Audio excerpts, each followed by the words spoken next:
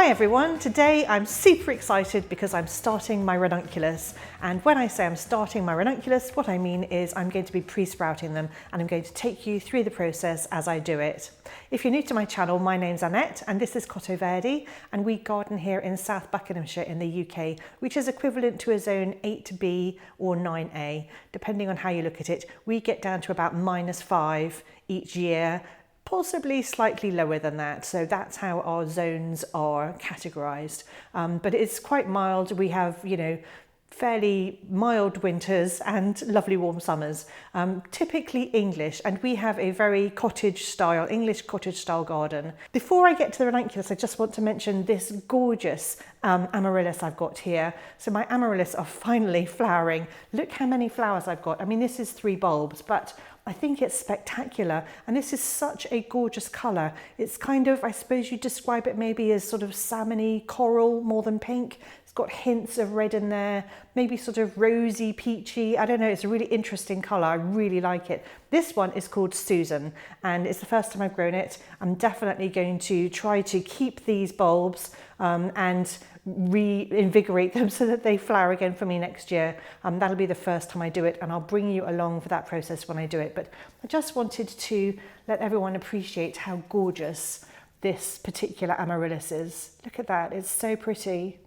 Really love it. Anyway, back to the ranunculus. I am going to be soaking my ranunculus, and they need to soak for about 3 to 4 hours, no more than that, or they'll go soggy and mushy, and we definitely don't want that. So I'm going to put them into soak, and then I'm going to pop out and run a few errands, and then when I come back I will show you how I start them off my way and what I do with them, and everything about the different varieties that I'm growing today. So I've got 4 different varieties of butterfly ranunculus, which, if you don't know, are quite different to the normal everyday ranunculus that, well, they're not normal and everyday because they're gorgeous, but normal everyday ranunculus that we're used to seeing, like the Italian ranunculus. These are on more sort of wiry stems, and they're sort of floaty, and I think butterfly aptly describes sort of the flower arrangement on the plant. I think they are so pretty, really unusual, quite different, and perfect in arrangements. They look gorgeous in the garden. So I'm growing 9 of a variety called Eris, and Eris is a gorgeous salmony coral colour. I'm really looking forward to that. And apparently this one's going to grow to about 75 centimetres. I'm also growing 9 of a variety called Thiva. Thiva is a gorgeous lilac-y mauve colour.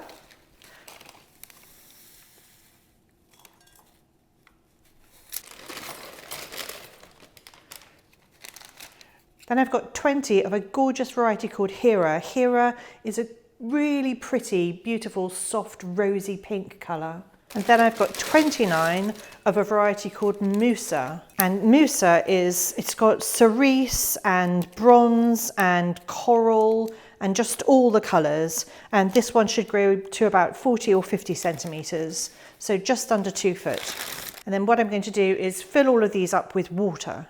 So if you're new to ranunculus, the reason we want to soak them is because they arrive as these sort of dried up octopus-like corms. Now, butterfly ranunculus are quite different because, generally speaking, they're really, really long. They've got long tentacly legs, whereas ordinary ranunculus are quite a lot shorter than that. But we want to rehydrate them, and it will take about 3 to 4 hours to rehydrate them. So you want to immerse them completely in water. A lot of people, I see a lot of, especially people who are growing ranunculus for flower farms, tend to bubble the water, so they keep it running very slightly, or have a little pump going in the bottom. I have never done that. I mean, I occasionally come along and give mine a little swish, move them around a bit, but I've never found it's necessary. But then I'm not growing on any massive scale like a flower farmer would be.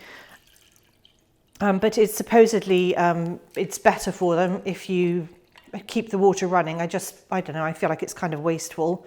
I don't want to be having running water. So do make sure they're completely submerged, and put a little bit of extra water in, because as they absorb the water, obviously the water level in your bowl is going to go down a bit. And you'll see that I've put one label into each bowl, and that's really important because you don't want to forget which variety you're sowing if you've got more than one. So they're all soaking now. I'm going to pop out. I'm going to leave them for 3 to 4 hours, not more than that. I definitely wouldn't leave them for more than that. And then I'll show you what they're like. They should be all sort of plumped up and lovely. And then we're going to start them off. And I'll show you how I do that and where I keep them. And then I will keep you updated over the coming weeks as to how they're doing. So do subscribe to my channel if you'd like to see the updates.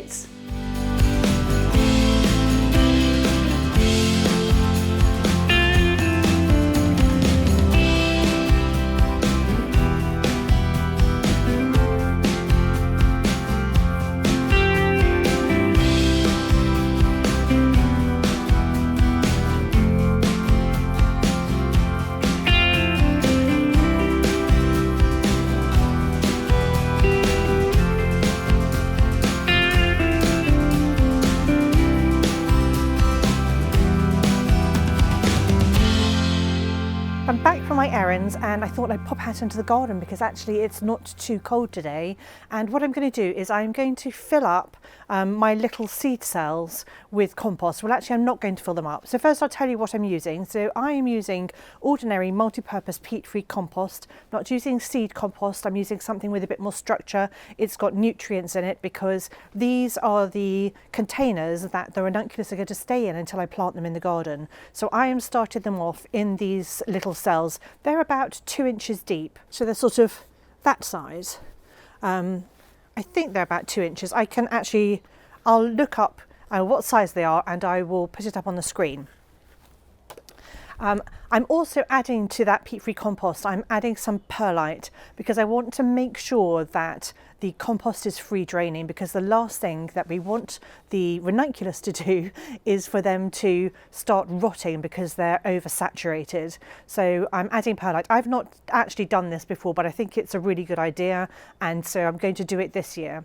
So what I've done is I've sort of put a little bit of compost at the bottom of each of the cells, and then because these are such deep little octopus, little corms, I'm going to place them inside and then fill them, cover them over with compost.